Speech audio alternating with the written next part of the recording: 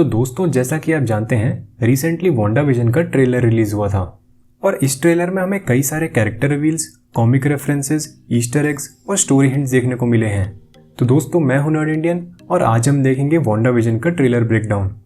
लेकिन जहां तक मैं देख रहा हूं, आप में से ज्यादातर लोगों ने तो सब्सक्राइब ही नहीं किया है। दिल से बुरा लगता है यार, दिल से बुरा लगता है। तो मार्वल से रिलेटेड ऐसी ही अमेजिंग वीडियोस को मिस नहीं करने के लिए चैनल को सब्सक्राइब करना और नोटिफिकेशंस ऑन करना मत भूलना। तो चलिए देखते हैं।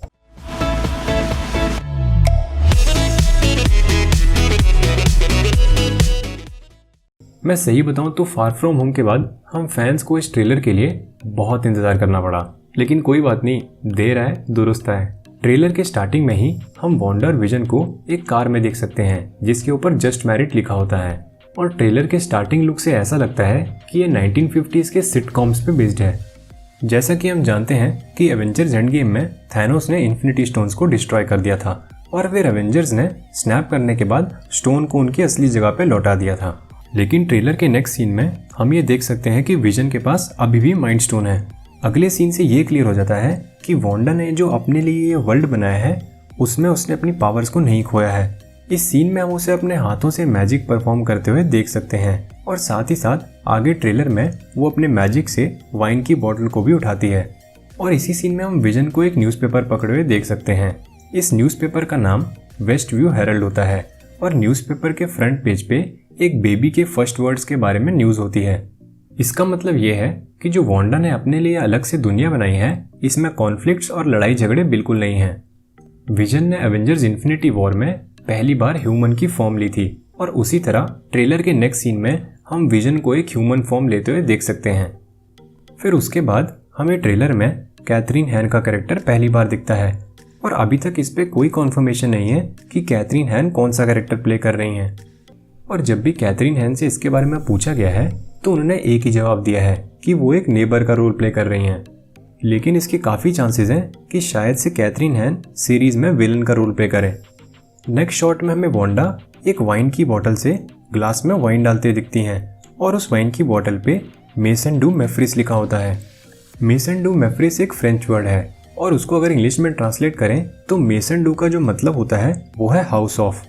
और उसी बोतल की वाइन की नेक पे हम देख सकते हैं कि M अल्फ़ाबेट का स्टिकर होता है।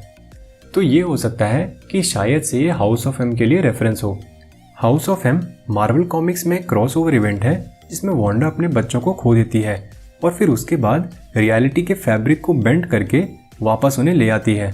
तो ये एक पॉसिबिलिटी है कि शायद से वांडाविजन की स्टोरी थोड़ी बहुत हाउस ऑफ M पे बेस्ड हो।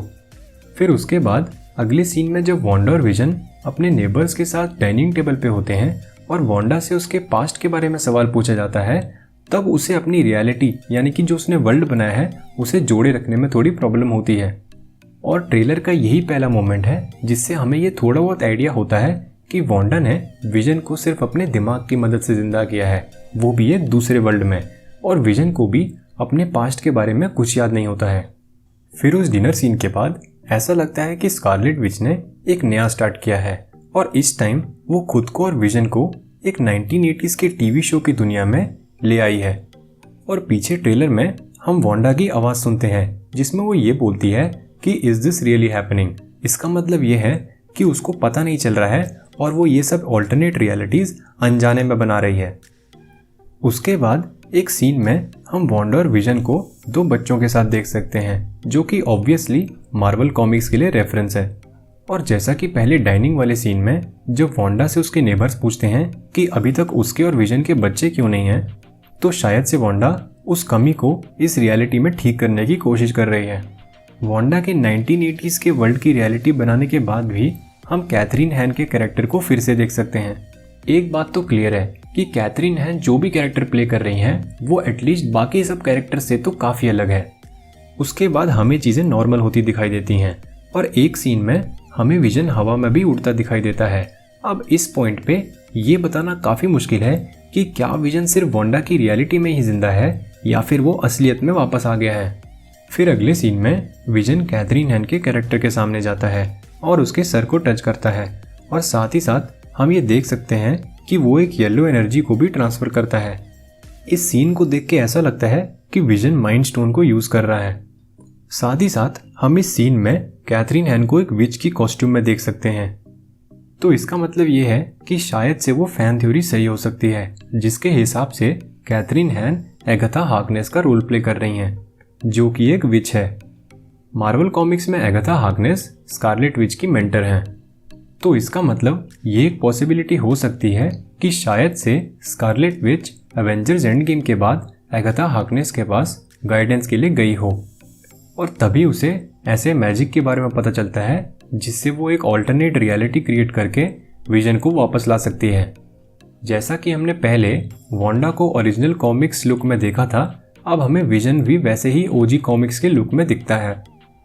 शायद से अगर विजन ऐसी ड्रेस में थैनोस के साथ लड़ता तो क्या पता जीत भी जाता।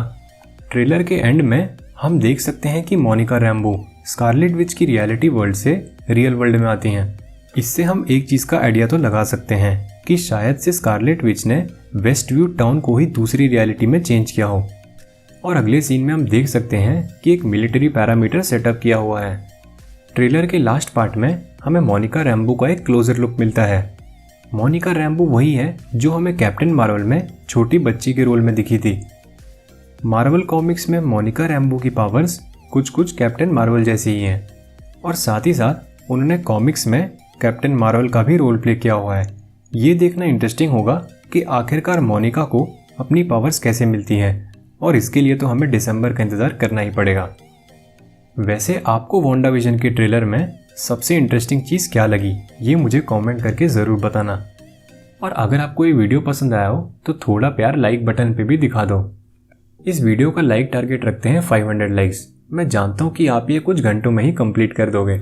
और हाँ, एक और बात, बिना सब्सक्राइब किए और नोटिफिकेशंस बेल ऑन किए कोई नहीं जाएगा। कर दिया ना? अच्छा, तो फिर चलते हैं।